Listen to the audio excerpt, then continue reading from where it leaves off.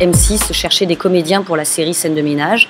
Et moi, je faisais quelques pièces à côté, voilà, des pièces de théâtre qui n'étaient pas du tout de la comédie, mais enfin bon, bref. Et du coup, j'ai passé le casting en me disant que, bon, voilà, en essayant de le réussir, mais surtout en me disant que c'était un moyen de tester et de passer des castings comme quand on passe des entretiens, etc. Ça aide à, voilà, à se mettre un peu dans le jus et à prendre l'habitude, en tout cas, de passer des auditions et des castings. Et en fait, grande surprise, c'est que je l'ai eu.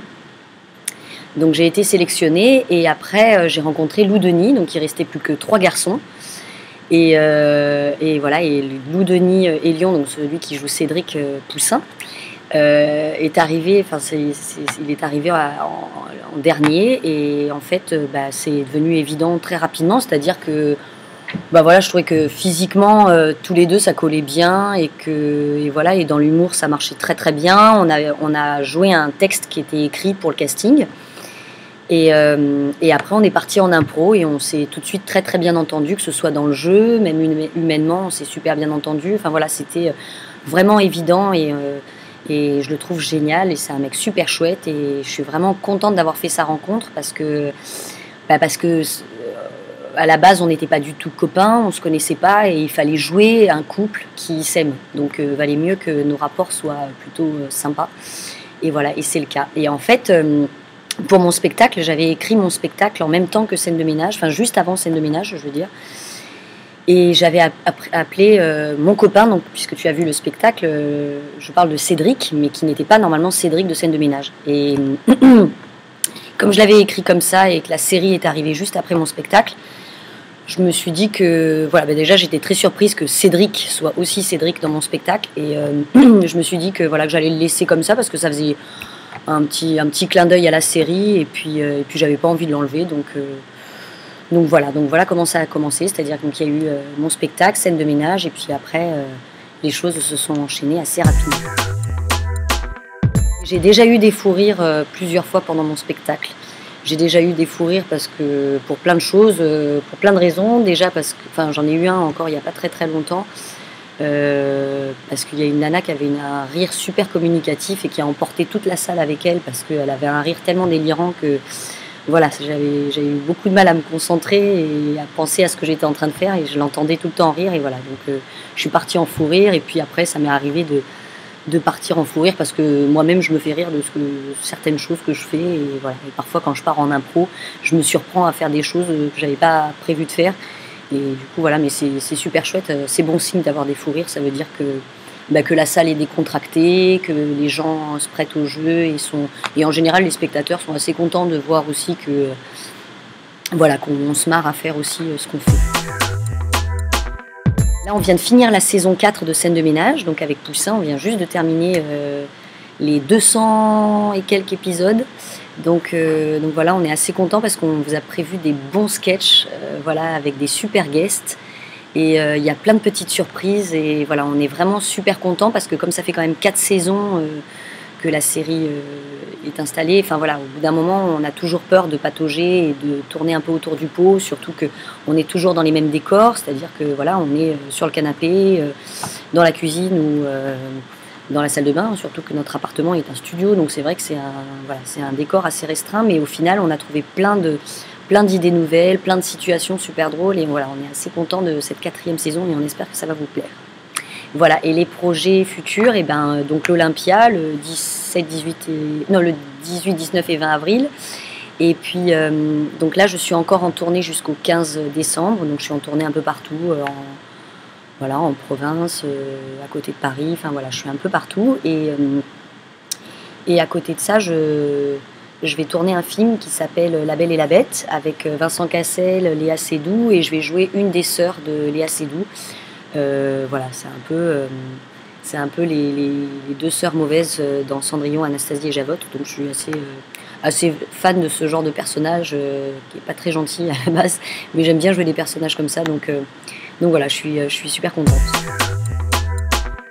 Je suis rentrée au conservatoire et donc j'ai eu beaucoup de chance et c'est vraiment une super école parce qu'elle est très très complète. Voilà, on apprend beaucoup de choses, on apprend à jouer, à chanter, à danser, on apprend à faire de l'escrime, à jouer des textes très très classiques et des textes un peu plus dans la comédie, etc. On apprend à écrire, enfin on apprend plein de choses. Et du coup, pendant 3 ans, c'est vrai que j'ai eu la chance d'apprendre un maximum de choses.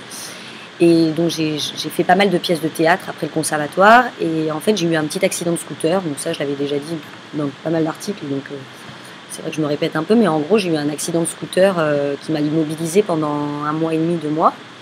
Et du coup, j'étais prise en plus pour scène de ménage.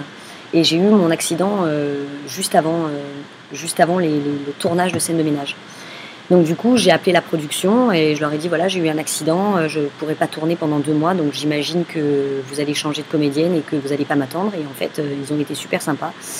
Ils m'ont attendu pendant 2 mois et on a tourné le pilote de scène de ménage où j'avais la jambe dans le plâtre, avec les béquilles, etc. Enfin, bon, bref, voilà, c'était la petite anecdote. Et pendant que j'étais allongée chez moi pendant 1 mois et demi, 2 mois, du coup, j'ai commencé à écrire des sketchs. Donc, j'ai écrit un premier, un deuxième, un troisième sketch, mais c'était vraiment par occupation. Je me voyais pas seule sur scène à faire du one man. Enfin, c'était pas du tout prévu, c'était pas dans mes projets. Et au bout d'un moment, j'ai commencé à me prendre un petit peu au jeu et à écrire de plus en plus de sketchs, de situations. Et j'ai rencontré Alex Lutz, mon metteur en scène, et je lui ai présenté ce que j'avais écrit. Il a trouvé ça bien. Et il a eu envie de mettre en scène mon spectacle et on a fini d'écrire ensemble le spectacle. Non, je peux vous présenter quelqu'un. Ben, viens là s'il te plaît. Alors Ben a... Attends avant que tu arrives, que tu fasses une surprise. Alors Ben, qu'est-ce qu'il a fait? Ben, il travaille sur scène de ménage. Il travaille à la production Cabot et il travaille surtout sur le DVD, sur mon DVD de mon spectacle. Et en fait, on a fait des bonus inédits. On a fait des super bonus. Et voilà, et en fait, il a tourné, la tournée. En fait, on est partis en tournée tous les deux. Ben, s'il te plaît, est-ce que tu peux venir?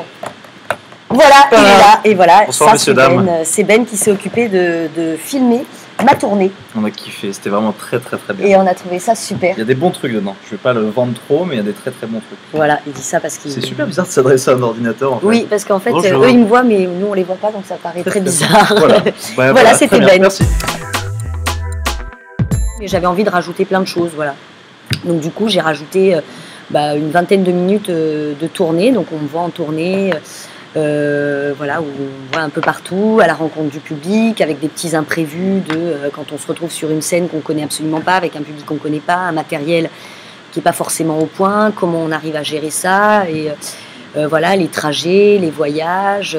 Voilà, il y a plein de petites choses, les répétitions avec mon metteur en scène, avec ma sœur qui est aussi présente sur la tournée, avec mes copines qui viennent me voir, mes parents. Enfin voilà, il y a plein de petites choses sur ce petit bonus. Je trouve ça très sympa. Et à côté de ça, il y a un super bonus. Et là, je suis assez contente. C'est des bonus inédits que j'ai écrits spécialement pour le DVD. Donc c'est 6 sketchs, 6 personnages. Voilà, alors je ne sais pas si vous allez réussir à me reconnaître parce qu'il y a beaucoup de maquillage, il y a de la perruque, il y a des costumes, il y a beaucoup d'accessoires. Donc je joue des personnages qui ont 60 ans, qui ont 20 ans, qui en ont 40, qui en ont 30. Donc voilà, je ne sais pas si vous allez me reconnaître, mais en tout cas je suis assez contente d'avoir écrit ça parce que je trouvais ça sympa pour les gens en tout cas qui avaient déjà vu le spectacle. Voilà, d'avoir un bonus en plus et d'avoir 6 sketchs que j'ai joués nulle part et que j'ai écrit spécialement pour le DVD. Et c'est un métier qui peut nous décourager très très vite parce que ce qu'on vend c'est c'est vraiment nous quoi. Donc à force de passer des castings où on est 150 000 à passer et au bout d'un moment d'entendre que des réponses négatives, c'est vrai que voilà, faut avoir le dos solide, il faut pas lâcher et voilà, faut avoir confiance en soi et il faut aller jusqu'au bout de son envie en tout cas. Voilà, si on sent que c'est pas le moment ou que c'est pas forcément une envie profonde, vaut mieux faire ça en hobby, c'est-à-dire prendre des cours de théâtre et s'amuser et puis voilà. Mais c'est vrai quand on veut faire ce métier-là, faut vraiment pas se décourager et aller jusqu'au bout de ce qu'on a envie de faire. Et puis le public s'en fout un peu de savoir qu'on est la sœur d'eux, ou qu'on est le fils d'eux, ou qu'on est la fille d'eux. Voilà, c'est plus les gens du métier à la limite qui nous le rabâchent très souvent, ou dans les articles, ou la presse, ou à la radio, ou machin. C'est vrai que... Mais au final, c'est vrai que quand je croise des gens dans la rue, voilà, c'est pas forcément eux qui vont me parler de ma sœur tout le temps. Alors moi j'adore parler de ma sœur parce qu'en plus on s'adore, on a des super rapports et on a une relation très saine et c'est elle qui m'a donné envie de faire ce métier-là et elle est heureuse pour moi que je réussisse et voilà, elle a toujours fait en sorte que je me débrouille toute seule et j'ai toujours fait en sorte voilà, de pas trop la solliciter, à lui demander des conseils, etc. Même si elle est toujours là et elle a toujours été présente, mais c'est vrai que j'avais besoin, pour moi en tout cas, de prouver que je pouvais y arriver sans ma sœur. J'aurais très envie, je pense, d'écrire un deuxième spectacle, alors pas tout de suite parce que il faut trouver des nouvelles idées, il faut trouver des nouveaux sketchs, ça prend du temps, le temps d'écrire, c'est vrai qu'il faut au moins 1 an pour écrire un spectacle, et puis le mettre en scène, et puis le roder, etc.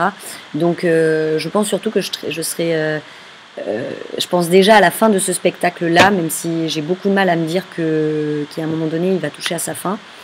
Mais déjà de me dire que les 3 dernières représentations à l'Olympia, ça sera les toutes dernières, ça m'angoisse et je pense que je vais vraiment pleurer sur scène parce que c'est 3 ans et qu'on se dit ça y est, ces personnages-là, c'est terminé, on n'y touchera plus jamais. Et on les met dans un tiroir et on les ferme à clé. Donc du coup, c'est vrai que c'est toujours un peu émouvant. D'ailleurs, je tiens à tous vous remercier pour vos messages que vous me laissez sur Twitter, sur Facebook. Voilà, parce que je trouve que ça me fait du bien d'avoir votre avis sur ce que vous pensez de la série ou du spectacle. Tweetez, likez, allez-y à fond, je vous embrasse tous très fort. Mes petits poussins, plein de gros bisous, je vous kiffe, merci infiniment, à très bientôt, gros bisous, ciao!